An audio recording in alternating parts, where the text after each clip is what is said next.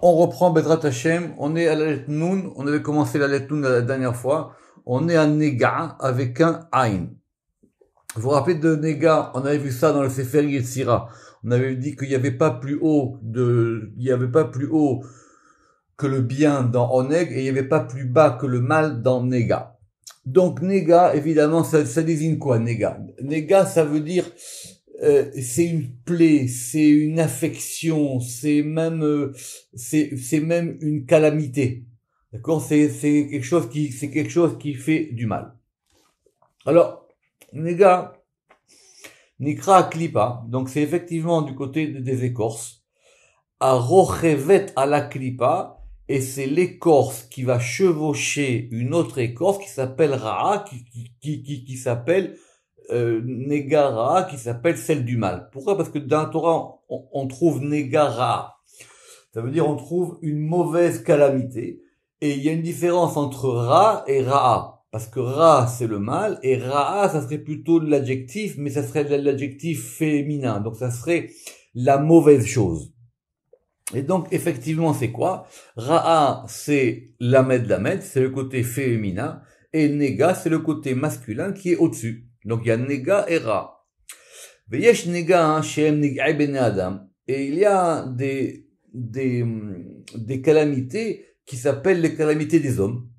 Et c'est expliqué dans le Zohar que c'est quoi? Que ça correspond Shem Hashedim, ce sont les mauvais esprits que Adam Arishon, il a créés. Chez Oli Adam Arishon. Pourquoi? Parce que Adam Arishon, quand il est sorti du jardin d'Éden, il s'est séparé. Mais Veshloshim Shanim Shepiresh Meishto. Il s'est séparé 130 ans de sa femme. Il a fait pendant 130 ans, il était célibataire.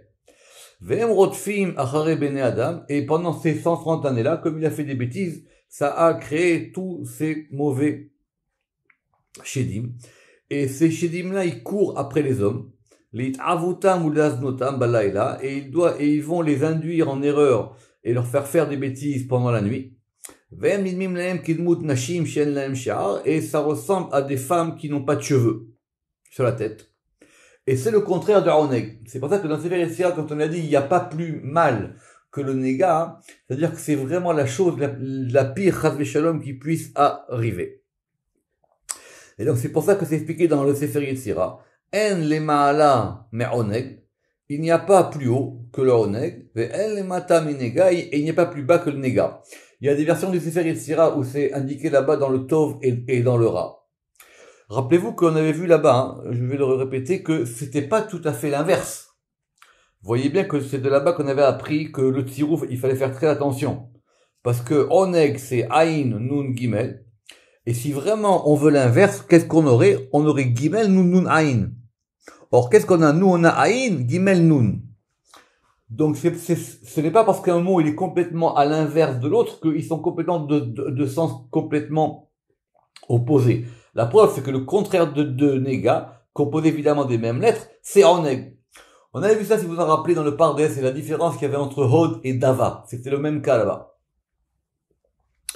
Et donc pourquoi est-ce que ces deux degrés-là, ils sont l'un le plus mauvais possible et l'autre le plus délectueux possible, parce que vous savez qu'Onex, ça veut dire que c'est le fait de se délecter, c'est la délectation. Onex, c'est encore plus haut que Simra. Parce qu'évidemment, c'est expliqué là-bas dans le Sefer Yetzira, et c'est un verset connu, qui gametze leumatze, parce que Asa Elohim, que Elohim il a fait que l'un soit en regard de l'autre. C'est un verset sur lequel on reviendra, qui explique qu'effectivement, à un certain degré, pas tout le temps, il y a une opposition du bien et du mal. Ve'oneg, effectivement, cette notion de oneg, on l'expliquera quand on sera à la lettre Aïn, Bezrat Hashem. Alors, nedivim. Alors, être nadiv, c'est le fait d'être généreux. D'accord? Une nedava, c'est le fait de donner. Littéralement, les nedivim, ça pourrait être même les donateurs. Ce sont ceux qui donnent. Par exemple, en hébreu, quand quelqu'un il est dans une association, il est bénévole, ça s'appelle qu'il est un mitnadev. C'est-à-dire c'est quelqu'un qui donne de son temps gratuitement. Et Donc ça correspond à quoi cette notion de Nedivim? Alors ce sont les Avot. Chez M Nedivim, les Ani, ou les Ania. Parce que eux, ils sont généreux et donateurs. Aussi bien du côté masculin pour le Ani, pour le pauvre, que pour la Ania, la pauvresse, au féminin. Tzadik, le juste, et Tzedek. Venotnim lahem, et il leur donne, be'ayin tova, avec un œil bon, verov shefa, et avec un grand influx, avec une grande abondance. Et c'est comme ça que Khamim, ils ont expliqué que le roi David, il a dit, ne dive'amim ne safu. Les donateurs, les généreux des peuples, ne safu, ça veut dire ils ont été rassemblés. Et là-bas, on a dit que c'était lié aux 3 patriarches qui sont les Avot. Et l'explication, elle est reprise par Rabbi Shimon bar Yochai dans le Zohar. Donc, Nimsaou. Donc, on trouve que c'est Gedula, Chesed, Abraham, Gevura, c'est-à-dire Yitzhak, et Tiferet Yaakov, Biyotam Mashpiim, en tant qu'ils influent, ils ne font pas que ça, mais en tant qu'ils sont capables d'influer, et en tant qu'ils sont capables de déverser un influx, la Elou Beshat Aniutam, aux autres, au moment où ils sont en détresse, ou au moment où ils sont en pauvreté, alors on les appelle les Nedivim. Alors, Neder. Alors, Neder, c'est un mot important, parce qu'il y a un Zohar, en plus, c'est d'actualité, parce qu'il y a un grand Zohar sur Neder, dans la paracha de la semaine dernière sur Yitro. Vous savez que dans les 10 commandements, il y a marqué là-bas que c'est interdit de jurer en vain. Et le Zohar là-bas explique la différence qu'il y a entre une Shevoua et un Neder. Alors, c'est un sujet important, on va prendre du temps. Neder, on traduit ça comme étant un vœu. D'accord? Mais en fin de compte, c'est qu'on s'est fait un nœud. Donc, ce qu'on appelle la hatarat nedarim, c'est le fait de défaire les vœux. Quand quelqu'un, il a fait un vœu d'une chose, il est lié par ce vœu. Donc, il faut le délier. C'est ça la hatarat nedarim qu'on fait à Kol Nidré. Ça s'appelle Kol Nidré, justement. Et à Kippour, on va y revenir. Mais il y a un deuxième degré qui s'appelle une shevoua. C'est quoi une shevoua? C'est un serment. C'est le fait de jurer. Maintenant, on peut jurer pour le bien ou on peut jurer pour le mal. La preuve, c'est que quand, dans certains cas dans le Beddin, quand quelqu'un en aura un doute, alors on le fera jurer. Jure que cet argent, elle est à toi. Jure que cette chose-là, tu l'as bien trouvée. Mais, comment se distinguent les deux, Neder et Shevoua? C'est ce qu'on va voir aujourd'hui, c'est l'article Neder. L'article Shevoua, on le verra évidemment quand on sera dans le Shin. Neder amuskam bekol hamekomot. Alors, il semble donc établi que dans tous les endroits du Zohar, que Neder, c'est lié à la Bina. Autrement dit, c'est quelque chose qui est attaché en haut. Ve'amar. Et donc, c'est à cause de ça, qui mipneze, tiknu beyom Kippour, on a institué que le jour de Kippour, c'est-à-dire cette fameuse cérémonie du Kol Nidré, la veille de Kippour, c'est-à-dire juste avant de faire Arvit, on fait cette cérémonie d'annulation, ou plutôt de déliement des vœux. On délie parce que c'est comme quelque chose, que je répète, qui a été attaché. Et comme Kippour, c'est lié à la Bina, comme nous, on veut effectivement atteindre ce degré de Bina, alors on doit se détacher des liens qui nous attachent. Et donc c'est pour ça qu'on l'a tiknu beyom Kippour, shiwa Bina kol nidré. Donc c'est pour ça qu'on a institué le jour de Kippour, qui est lié à la Bina, cette cérémonie du Kol Nidré. Mais, la reine, Amrou, mais on peut pas voir le Neder sans la Shevoua. En Shevoua chala, et là, al davar shieshbo mamash. Alors, la différence qu'il y a entre Neder et Shevoua, c'est quoi la différence qu'il y a entre un vœu et un serment? Alors, c'est assez codifié dans la lacha, et ça va dépendre en fin de compte comment est-ce qu'on formule la chose. Et surtout, sur quoi est-ce qu'on la porte.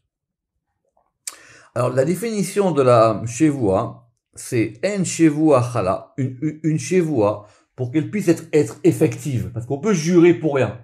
Et des fois, c'est pas considéré comme étant considéré comme un serment ou comme un vœu. C'est pas que si, par exemple, quelqu'un, il a fait un vœu, alors il faut vérifier que le vœu, il était bien formulé. Que ça se trouve, il a rien dit. Ça se trouve, il a juste dit une phrase, et lui, il croyait que c'était un vœu, mais c'était pas un vœu. Et pareil pour une Shevoua. Il pense qu'il a fait un serment, et ça l'embête, parce qu'il doit quand même se conformer à ce qu'il a juré. Mais comme c'était pas bien formulé, donc du coup ça ne marche pas. C'est expliqué ça dans l'Agmara évidemment. Alors en shavua hala et là al davar sheshbu mamash. Pour que ce soit un serment, il faut que ça porte sur quelque chose de concret. Mipne, parce que si le neder il est dans la bina, la chevoie elle est dans malchut. Ce sont deux degrés différents. Ce sont les deux haies, le haies d'en haut et le haies d'en bas. Ve'anishba'im atmam, et celui maintenant qui va prêter ce serment, donc la chevoie, eux ils sont dans Yesod, ils sont au degré, autrement dit c'est Yesod qui veut déverser quelque chose dans malchut. D'où on apprend ça? On apprend ça de cette fameuse nuit où Boaz était avec Ruth. Ruth, elle était à ses pieds et il lui a dit reste avec moi toute la nuit. Et il a dit écoute, je ne ferai rien tant que quand le matin viendra, nous irons voir le Beddin et on verra si effectivement les lois du Lévira s'appliquent et si effectivement je peux te prendre comme épouse. Et qu'est-ce qu'il a dit là-bas dans le verset? Chai Hashem. C'est très intéressant comment il a juré. Il a dit sur la vie de Dieu. Chai Hashem. Shirvi Ada Boker. Il lui a dit reste couché jusqu'au matin et le matin on verra. C'est expliqué dans le Zohar, c'est un très très beau Zohar, ce serment-là. Parce qu'en fin de compte, le Rampral, il dit que là-bas, dans ce verset, il y a le sod de la Géoula. Parce qu'il lui a dit, écoute, patiente, c'est pas encore venu le moment de ta délivrance. Parce qu'elle voulait être délivrée. C'est ça l'histoire du mariage de Ruth et de Boaz. Alors il lui a dit, attends, et on verra ce qui se passera une fois que l'obscurité sera passée. Mais comment il a juré là-bas? Lui a dit, Chai Hashem. Or, Chai c'est Yesod. Donc, Rotzelomar Yesod. Veine Hala. Al Davar Sheshbu Amash. Donc, on voit bien qu'il a juré sur quelque chose de concret. C'est-à-dire, il lui a dit, écoute, ne bouge pas. Il se passera rien entre toi et moi tant que j'ai pas réglé ce problème une fois que l'aube viendra. Et donc, c'est-à-dire, c'est quoi ici? Donc, ça s'appelle une chose concrète. C'est-à-dire le Yesod. Chez Bo Nismah Amalchut. Et le Yesod, il est accolé à la Malchut. Comme on verra quand on étudiera cette notion de chevoie. Maintenant, revenons à notre sujet. Venarzor le inyanenu. Ki an neder, halal davar shenbo mamash. Alors maintenant, le neder, c'est quelque chose qui tient sur quelque chose qui n'est pas vraiment concret.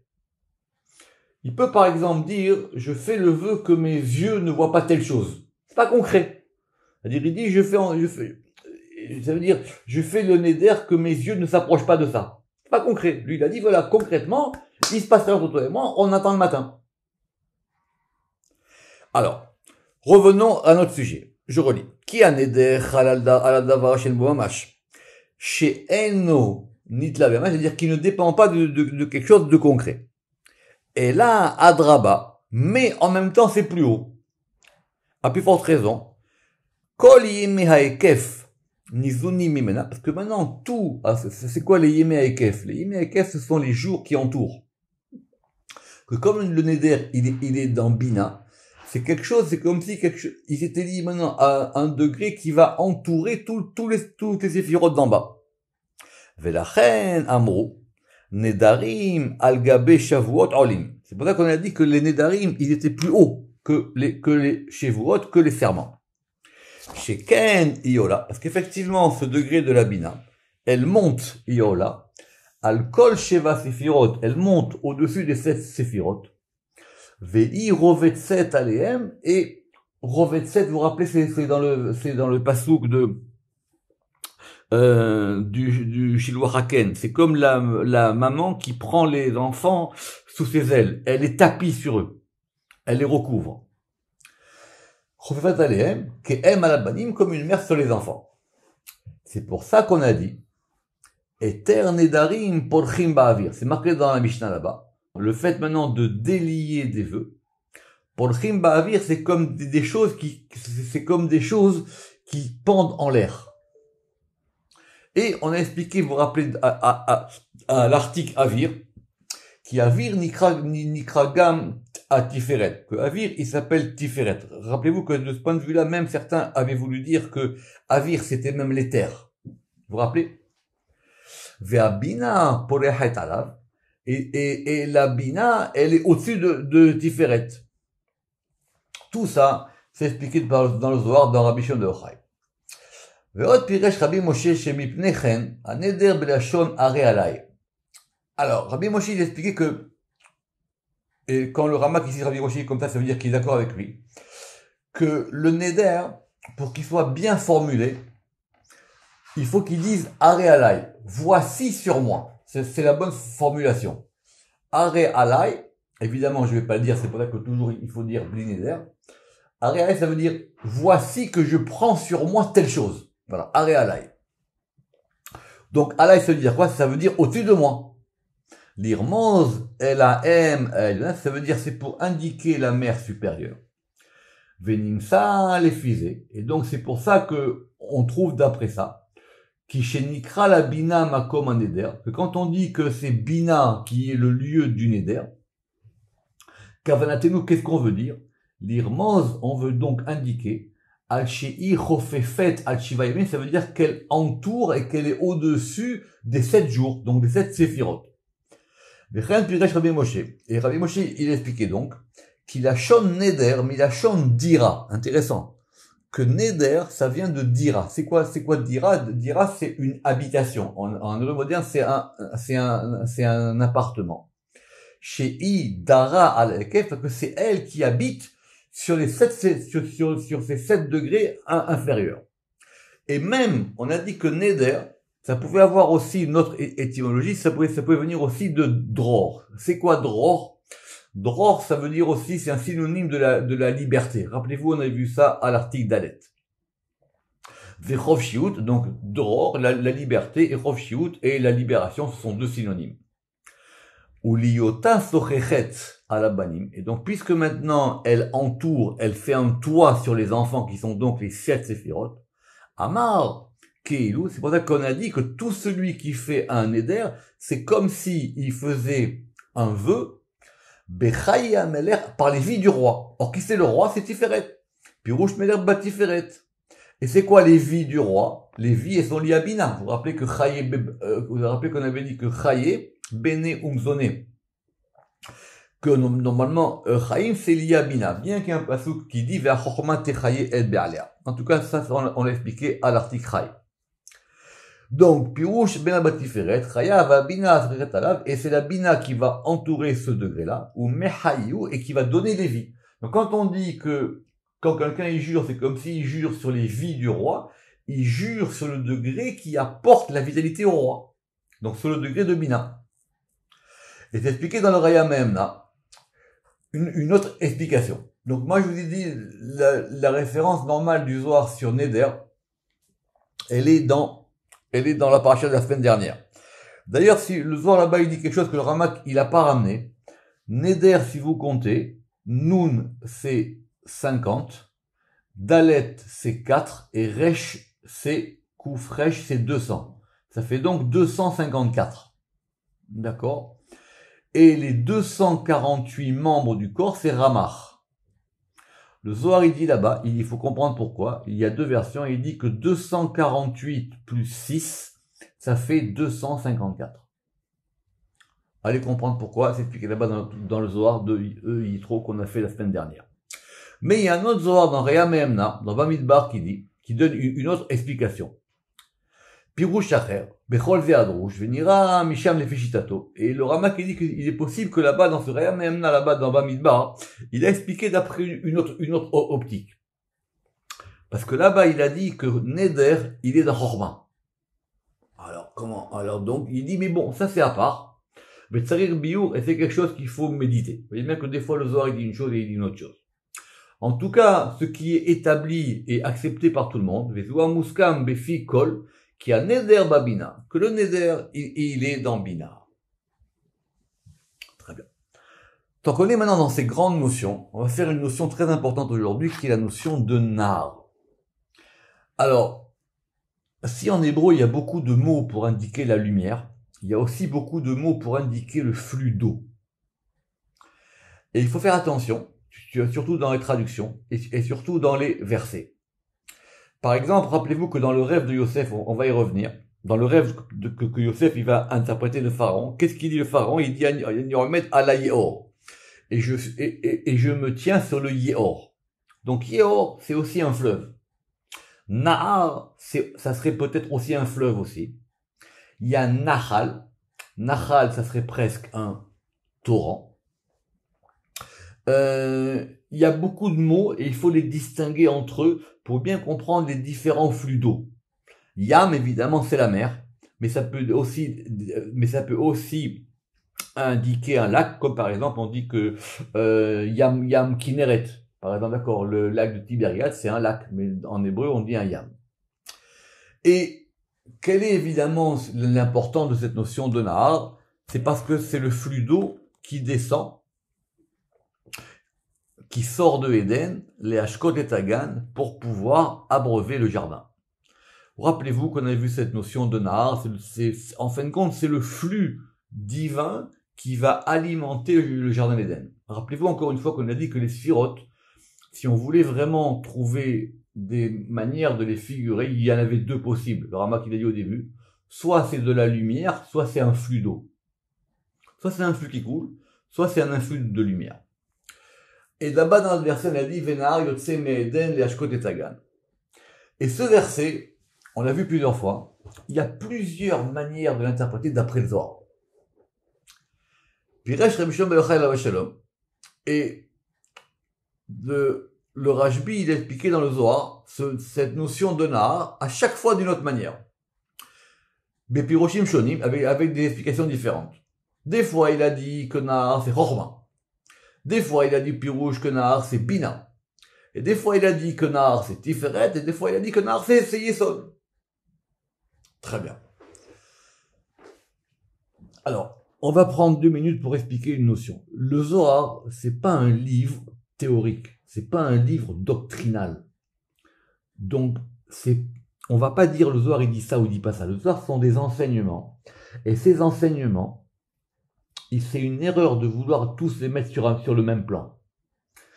Donc, cette notion du Nahar, et ici on a un bon exemple. Parce qu'on voit bien que je répète qu'il a dit que c'est marqué de façon claire dans le Zohar que des fois Nahar c'est Rochma, des fois Nahar c'est Bina, des fois c'est Tiferet et des fois c'est Yesod. Veksat, Pirushim, Elu, Pirshinu, Veshim, et le Ramak, il remarque évidemment qu'on a déjà expliqué ça de plusieurs fois dans les chapitres précédents.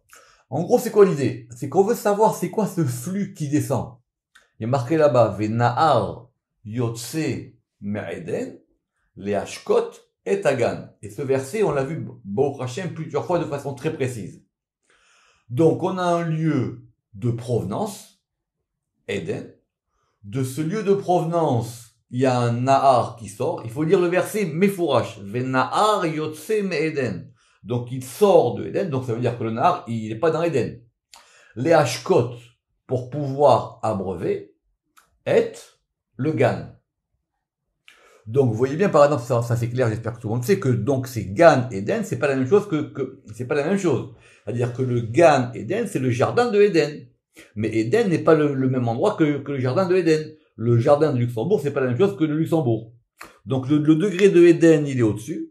Il y a un fleuve qui sort, Nahar, Yotse, Me'eden, les Hashkot, et donc il va donc abreuver, ça veut dire que donc il va déverser un flux vers le jardin. Et chacune des explications, le Zohar, il va tenir qu'effectivement elles sont compréhensibles. Ve'ata. Nevaer bebiur inyanze bligimgum. Donc le Ramak il dit maintenant on va essayer d'expliquer ça sans, on va dire sans hésiter, sans babiller, d'accord? On va essayer d'être clair. Pa'amim nikra bina nar. Normalement, plusieurs fois, on explique que c'est la bina qui s'appelle nar et elle s'appelle nikra ne'ara de l'opesik memouy. C'est un fleuve dont les eaux ne s'arrêtent pas. Ça coule en permanence. Ça coule tout le temps. L'irmoz, pour indiquer, chez les olam nagid, pour indiquer que donc ça donne un flux permanent, ou les olam nafik ou les olam enoposek, et ça sort tout le temps, et ça s'arrête jamais. D'où vient cette expression Nagid Venafik? Nagid Venafik, c'est une expression en araméen qui provient de Daniel, mais qu'on applique aussi à ce Nahar. Il s'appelle Nahar de Nagid Venafik. C'est-à-dire un fleuve qui sort et qui coule. Alors que le verset, simplement, il a dit qu'il était Yotze. Omnam. Tikra binaken biyota mashpeet bebechinata la binyan. On ne peut donc appliquer cette notion de Nahar uniquement lorsque la bina, elle va donner un influx qui lui vient d'elle vers le binyan, c'est-à-dire vers la construction des séphirotes inférieures. Donc s'il s'agit maintenant de donner un flux, alors on peut comprendre aussi que quelquefois, ou les famim, à Yesod, Gamken Nikranar, de Nagid Venafik. Donc on peut comprendre aussi que c'est aussi le Yesod. Rappelez-vous l'histoire qu'on a vue vous vous rappelez, sur le flux de Yesod. Quand on avait vu dans Parashat Teruma que Yesod c'était le jardinier. C'était une lumière qui ensemençait en permanence. Donc il est possible que Yesod il s'appelle Nahara de Nagid Venafik, ou les filles Sarit Lidon. Et donc il faut bien voir à chaque fois en fonction du sujet où on est. Omna. Nahar Stam, Nikra les famim à Yesod. Donc il est possible que quelquefois, quand il y a marqué simplement Nahar, sans qu'il y ait de qualificatif, c'est lié à Yesod. Et c'est comme ça que c'est expliqué dans le Zohar dans Parashat Miketz. Ce que je vous disais, à propos du fameux rêve de Pharaon. Qu'est-ce qu'il a rêvé le Pharaon? Il a dit, Vehine Omed Alayor, et voici je me tiens au-dessus du Yéor. Le Yéor ici, c'est un synonyme de Nahar. Le Nahar, c'est Yesod, qui c'est Yesod, c'est Yosef. Il a dit, maintenant, je vois que toi, tu es au-dessus que moi, je suis au-dessus de toi, et que donc toi, tu es juste en dessous de moi. C'est pour ça que Yosef, il a compris que grâce à ce rêve, il allait devenir vice-roi d'Égypte. Ou les famim, Gamken, Atiferet, Nikra, la Nikret, Nahar Dino. Et il est possible aussi que quelquefois, Tiferet, il s'appelle Nahar. Simplement, c'est pas n'importe quel Nahar, c'est le Nahar d'Inour. C'est quoi Nahar d'Inour? C'est un fleuve de feu. Vous vous rappelez, c'est ce fameux fleuve brûlant dans lequel certains vont devoir se purifier après 120 ans. Alors, comme il s'agit de feu, mais en même temps, c'est un fleuve qui va purifier. Donc, il dit que c'est lié à Tiferet, Mitzad Yenikato, Mitzad Agivura, dans le sens où il va tirer son influx de la Gvura. Parce qu'évidemment, le feu, c'est lié à la Gvura. Alors on a après un Nahar Pelagav. Nahar Pelagav, j'espère que vous le savez, c'est un très beau verset dans les psaumes. C'est dans les psaumes 46, 5. Alors je vous lis ce verset. Nahar Pelagav, Yesamehu, Ir Elohim, Kodesh Mishkene Elion. Alors, Nahar, un fleuve. Pelagav, ça veut dire ses divisions. Yesamehu, elles vont réjouir, Ira Elohim, la ville de Elohim, Kedosh Mishkene Elion, la sainteté des résidences supérieures. Rashi, sur place, il ramène un mot en français, il dit que Pelagav, ce sont les ruisseaux.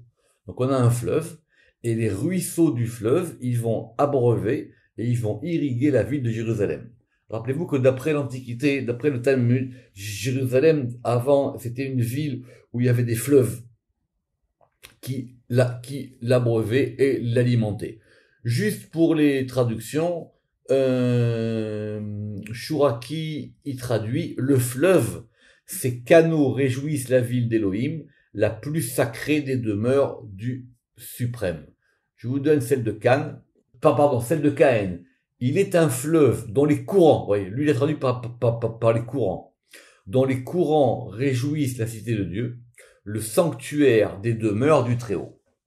Donc c'est quoi les Pelagav? Ici évidemment c'est du côté de Chesed. À Romez, elle ribouille Amaïm, et parce que ça indique que l'eau elle coule en permanence, et il y en a beaucoup. Il y a beaucoup d'eau, et donc ça abreuve en permanence.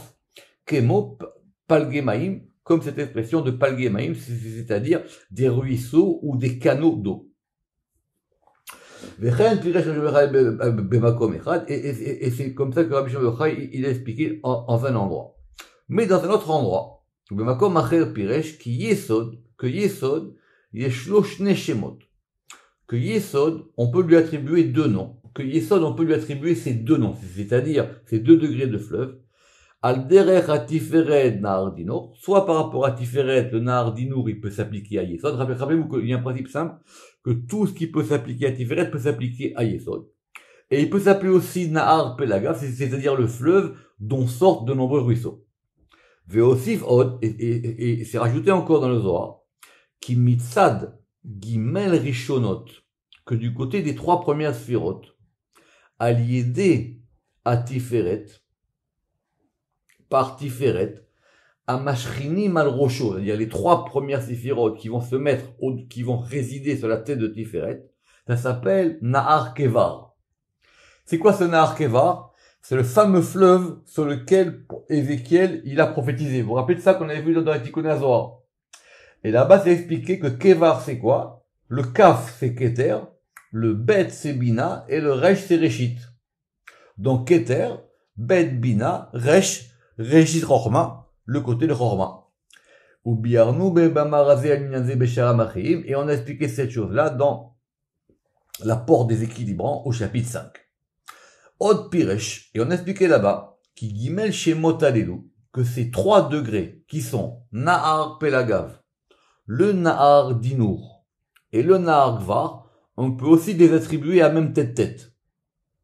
Ve'amrou, pourquoi?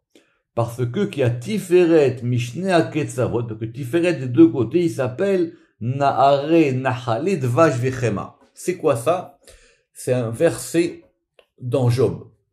En Job, en 20-17. Al Yere Biflagut Nahare Nahale Devash Vechema. Ça fait partie des très beaux versets de Job. Je vais vous le traduire. Al Yere, il ne verra pas. Alors je vais vous traduire comment est-ce qu'il a traduit, comment il a traduit Shuraki. Il ne voit pas les canaux, lui il expliquait les canaux, ni les torrents de miel et de beurre. Ça veut dire que c'est quelqu'un qui n'aura pas accès à cette vision des choses supérieures. Khan, il a traduit qu'il n'espère point se délecter au flot des ruisseaux de miel, des torrents de lait. Rashi, il explique là-bas qu'effectivement, ce sont les fleuves du jardin d'Éden. Pourquoi?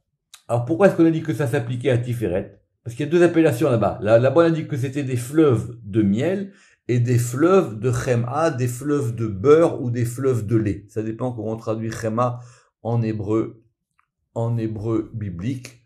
Je vous reprends qu'est-ce qu'il avait dit Shuraki sur cette notion de Chema, de miel et de beurre. Shuraki aussi, il dit le miel et le beurre.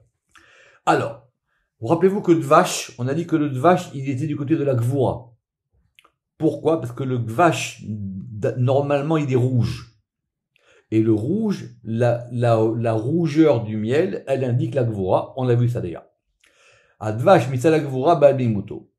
Par contre, le beurre, il vient du côté droit. Parce que lui, effectivement, il est blanc. En tout cas, il est plus blanchâtre que le miel. Donc, quand on a dit un fleuve qui est un fleuve de Dvash, un fleuve de miel, c'est du côté de la Gvura, et qui est un fleuve de beurre, c'est du côté de Chesed, et donc effectivement, c'est le fleuve qui va recevoir de Tiferet, qui va recevoir de Chesed et Gvura. Veu kalul mishenehem, et il est donc, et il reçoit d'eux, ou meprinatam nichechen, et effectivement, de leur côté, il s'appelle ainsi. Mais maintenant, voilà comment le Rama qui va traduire.